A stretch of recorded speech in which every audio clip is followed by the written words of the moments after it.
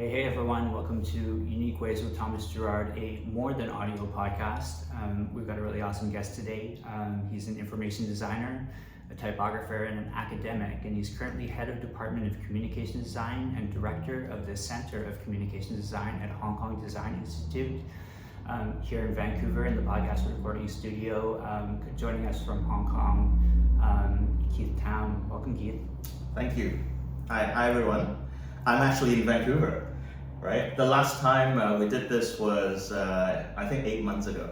I think it was. It's wild. Yeah. Well, here we go again. So, are you ready for 20 questions? Sure, yeah. Okay, so number one, tell me a little bit more about yourself. What do you do? Yeah, I'm going to refer a little bit to the last podcast. I said I was first and foremost a designer. I think I'm going to say the same. I'm still mainly a designer, and the second, I guess the second role would be an educator. But I guess what I do is I manage a department, an academic department and research center at the Hong Kong Design Institute. So my daily work is mostly administration, but I also do a little bit of teaching on the side, and I do some consulting and writing and research on the side as well. Yeah. Great. Yeah, just a note for all of you out there. Keith was on a really early supporter of the audio podcast, the first podcast, and so it's really great to have him back here, as he said 8 months ago. So I think it was episode 7, if I remember correctly. 7, right? nice. And now we're on to 100. almost On our 100. way to 100. We're at Yeah. 96 now, so yeah. Amazing. Number two, what's a key piece of knowledge that makes you different? I said, I think I said something about in between last time. I think I can still use that word to describe me. So I think that's a pretty key piece of knowledge. In between.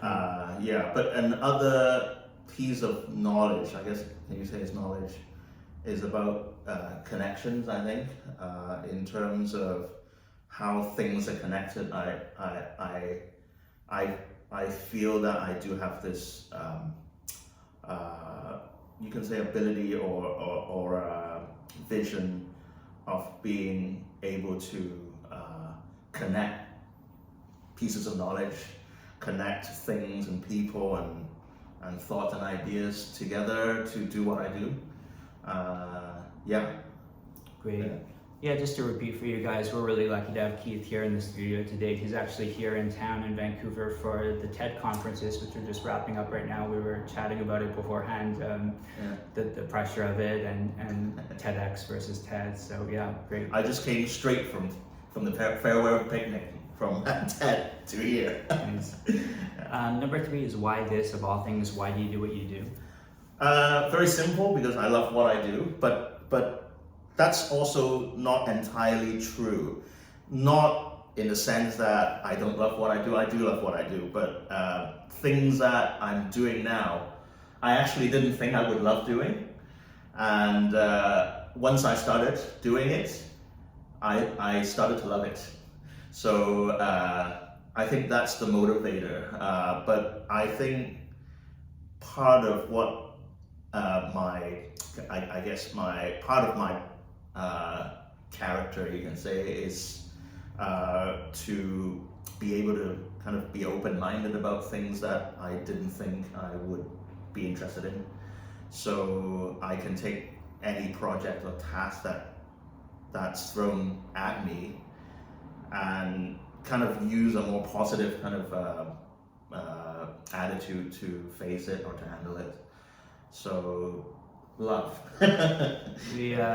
We had Dr. Garnett Hertz on, who talked about how making was really central to what he does, and he's just come out with this book through MIT Press about DIY culture and making, and then we had Myra Saidi on, who took it a step further and talked about some of the nuance around making that really motivated him to move forward. It sounds like yours is like, once you get the making and the nuance going and you start to feel your way through, then maybe that's when you know that that's you. I like the word making a lot.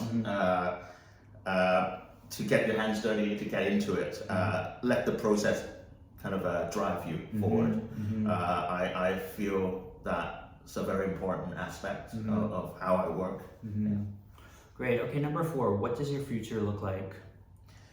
Yeah, we're coming back to this again. I just came back from TED, as you said, as I said earlier, and my vision of the future kind of changed because of that. But you know, the TED Talks. You know, I've been to almost, I think, about 50 TED Talks. A lot of information, overwhelmed, but also terribly inspired. I can be very forgetful. I need to revisit my notes. But it seems that there are a lot of issues that concern the future of humanity or the future of the world that surfaced at TED that I would like to ponder a little bit more on. So I'm gonna say, you know, I'm gonna percolate some of these ideas and revisit some of these ideas, reflect on some of these ideas to think about the future. Yeah. We on the audio podcast we had Richard Saul Werman on, who's the pioneer who created the TED conferences. Exactly. Yeah. You know, super inspiring to have that. Just a shout out to him. So number 5 is, let's talk about location. How does the notion of place play into what you do? I still like this question, and it's even more relevant this time because I'm actually here in the same space with you. It's unbelievable. Not sitting in my study in Hong Kong. And it kind of made me think a little bit more about place since I got here 6 days ago. You know, I met a lot of people at the conference, and of course the first thing you ask would be, you know, where are you from? And I would always say, you know, Hong Kong, but you know, Vancouver is also home because, you know, my parents are here. I lived here for nine years, so that part of my identity kind of surfaced again because I'm here, and it really made me think about place. And in my conversations with the delegates, they're from all over. Of course, a lot of them are from America, from the US, some from Canada, and a lot of them actually have a lot of international experience. I met someone, the first person I met from Sudan, actually. Great. Yeah, from all over. So I actually think that you know, the place is a very key part of who we are as human beings, because your experiences in different places would inform how you behave, your attitude, your values. And I think plays play a very important part in this.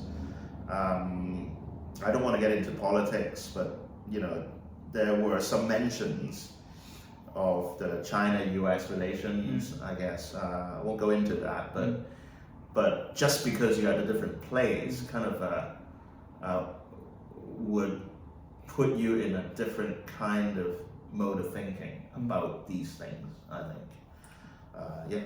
Yeah, I mean, another reason it's interesting is you and I were talking about this, and it just kind of occurred to me recently, was the idea of splitting yourself between 2 places. Yeah. And when I saw that you were calling Vancouver your second home, I was like, oh yeah, that's right. Keith has Hong Kong and he has Vancouver. You know, mine was going to be Vancouver and India. And I think this idea of being in multiple places maybe started to feel more achievable after pandemic when our whole notion of place changed. Yeah, I mean, definitely, because this is my first time coming back here after the pandemic, and it's almost been 4 years. Okay, number 6. If you had to start from the beginning, what advice would you give your former younger self? I'm going to stand by my earlier response to this question. It's not advice that I'd give my former younger self. Is to actually look back and learn from my younger self, to be bolder, to be kind of braver in my thoughts and ideas, expressing my thoughts and ideas. I still stand by that. I think there's a lot we can learn from our younger selves. That a lot of things that we've lost along the way, we don't have anymore. So it's good to think back and learn from when you were younger. Right, Yeah. for sure. Okay, a day in the life with Keith Town, what is it? That hasn't changed that much. Were we working from home at the time? No, right? I think don't it was remember. already, yeah. It's still quite typical, it's a 9 to 5, kind of 9 to 5 plus 1 or 2 hours kind of job. I spend time in my office doing paperwork, doing admin stuff. I have a lot of meetings, committee meetings. I'm in a lot of committees. I actually interact with a lot of different people within the organization and also external to the organization. We work with a lot of industry partners, and I like that aspect of my work where we meet people from different industries and talk about how they can contribute to our students' learning. And then I leave ideally 5 o'clock, but usually not. 5:30, 6, 6:30, 7, and then go home, have dinner, and watch some Netflix. Quite typical. Weekends, go out and have a walk. If it's summer, to swim. Go to the beach. It's the same. Summer's coming up. Yeah. Basically. I mean, with Dr. Garnett Hertz, he has a very academic role, but doesn't like the administration, and he's very vocal about that. But you've kind of embraced that administration portion, and it seems like it gives you more structure for your day, right? It does, yeah. It definitely does. I've grown into this kind of work. I'm embracing it. You're right. I'm starting to embrace it to really see the value of that. Yeah. Great. Okay.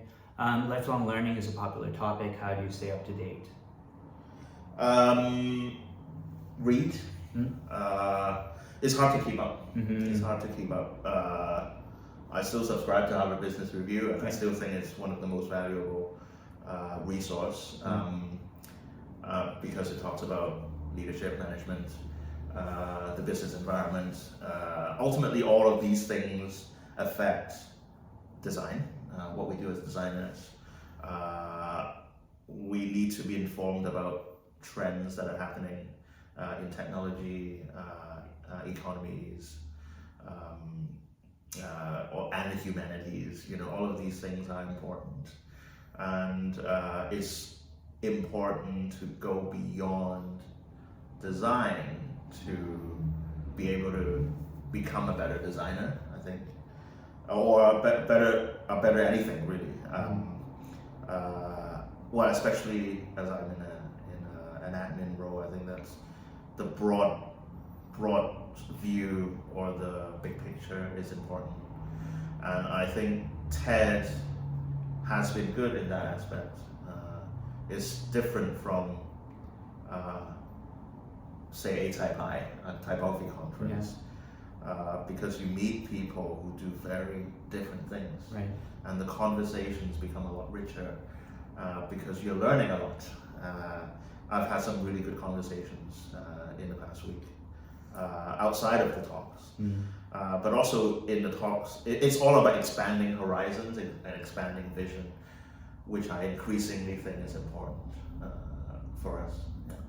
It's an interesting thing, right? Lifelong learning as an academic. I've had this meme come through my social feed about how we only learn at conferences. Like we go to conferences, and that's what our lifelong learning is. And I'm just back from Lisbon, and you're here for TED. Yeah, right. We're the worst examples of this. But there are other ways, aren't there? Yeah, for sure. I mean, I was thinking, I could have watched the TED Talks after, but being in the moment, being in the lived experience really makes you more attentive, more aware. Even if you just let it wash over you, that effect is good. Even when I don't understand a talk so much, it's very technical or whatever, not my area, there is some value in that, to be able to kind of immerse in something that's not your own area. But conferences, I think after the pandemic, conferences have kind of changed a little bit, I think, in a way. The virtual conferences, there's something lacking there. It's mostly the human interaction that makes conferences really enriching. Yeah. Okay, analog, digital tools, how does that work for you? I haven't changed. I'm using the typewriters a bit less actually these days, because they're heavy. Because they're heavy, I need to take them out. Byword is the app I use actually. Great. Byword, the notes on Byword, is what do you call those? Is a markdown text editor that I use all the time. Notes app. I started to write my journal in Byword. good. Yeah. So daily reflections, not daily, I mean, I don't do it daily. I'm not very regimented. I do it when I feel like it. Handwriting, paper and pen is still, I still use that. Yeah. I thought GoodNotes would replace that. It didn't. I use both at the same time. Now it's easier to use your phone's camera to scan documents, so I do that. Both analog and digital. I'm not exclusively digital or exclusively analog. Yeah. Of course, the work-life balance question. How do you deal with work-life balance? Work-life harmony. I think that came up as well in TED this time.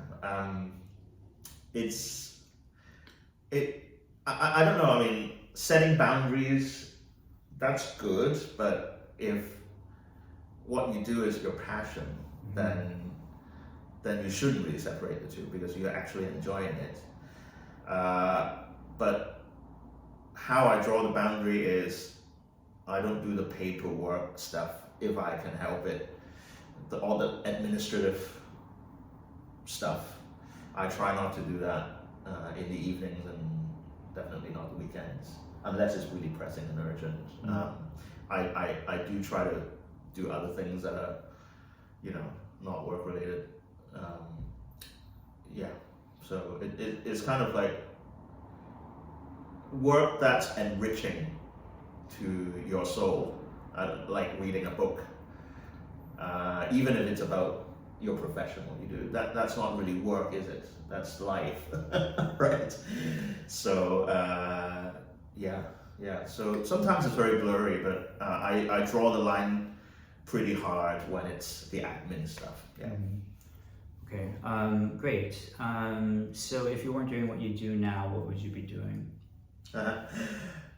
Since we talked last time on this podcast, I started my own podcast as well, and it's really because I really had a dream of being in podcasts. I mean, in broadcasting. So I would probably be in some form of communication business. So it could have been radio or TV or publishing, and probably if I were to go back into design practice, I would be in UX. Yeah. Great. Yeah. And all you guys out there, you'll probably hear about this again in this episode, but check out Visible Signs and Visible Designs, this podcast by Keith Tam. It's real rich material there. So okay, so what would you not like to do, what would you not like to do in terms of career? Yeah, I would never be able to be in a medical kind of job. I cannot deal with blood and all that, needles and things like that. Yeah. Do you have a favorite word, quote, or sentence? I still stand by this one. Love, work, and knowledge are the wellsprings of our lives, and they should also govern it. And it does say something about my earlier answers about love, about work-life balance, and yeah. I love the language in that phrase. You know, the choice of words seems to really enrich that. Sure. That. Well, I was thinking of cutting out the part where it says they should also govern it. That sits a little bit uneasy for me. Governing doesn't have to. It's a good kind of a guiding principle, I guess. Yeah. Okay. What's your favorite word code or sentence? We just did that. Oh, did we? Yeah. Oh, sorry. What's your favorite. least favorite word code or sentence? I said design last time, and I'm going to stand by it because it's so often misunderstood or misused. But you know, design. I think last time we talked about this as well. You said it's not mascara. It's not decoration, but you know, when you think a little bit more. Mascara has its function as well, has its social function, I think, and decoration also has a function. That's right. Enriching somebody's kind of environment with a pattern, let's say, that is also a function. But it's just that it is the intention, right? It's the intention. Of course, you can kind of mindlessly put some decoration on something without thinking about the function or the context and things like that.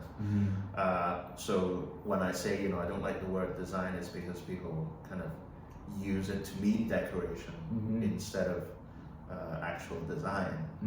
I actually find the Chinese word for design, 設計, I think that's actually more accurate in a way. It's more about calculating, planning, strategizing. So yeah, I don't avoid using this word, but I think when we use this word, we really need to think about what we mean by that, by this word. Yeah. You know, at the time of this recording, we're just kind of in the middle of AI being in the news, and you know, the word ChatGPT kind of dominating that space and kind of being overused, and it's kind of turned into this mascara, hasn't it, in a way? There were lots of talks about AI.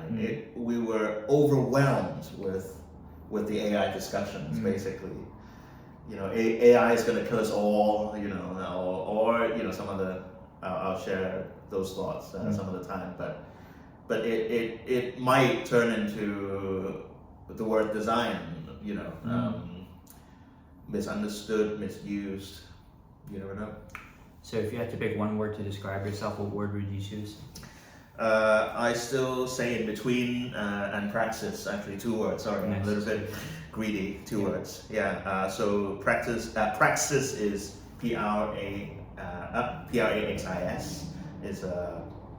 a word with a Greek origin, which means theory in practice. So word and deed, you know, you don't just say it, you do it, right? Great. Yeah. Okay. What keeps you up at night? Jet lag. I was just telling Thomas earlier. Yeah, I still haven't gotten over it, and it's been 6 days. I had 3 hours, which was an improvement from the previous night. So. Naps. It's all about naps. What's a dream you're chasing? Yeah, it's the same. To be happy and satisfied, to live a meaningful life. Cheesy, corny, yes, I know, but I'm gonna stand by that. That's good. Yeah. What inspires you? Everything.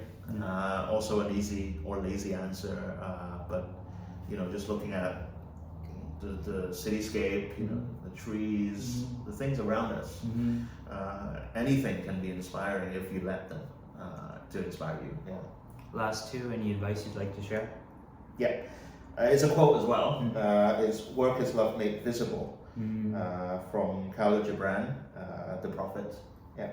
Nice. And how do we follow you? What's our call to action today? KeithTam.net is the best place because it has everything. It's my Medium blog, my material text, non-material text blog,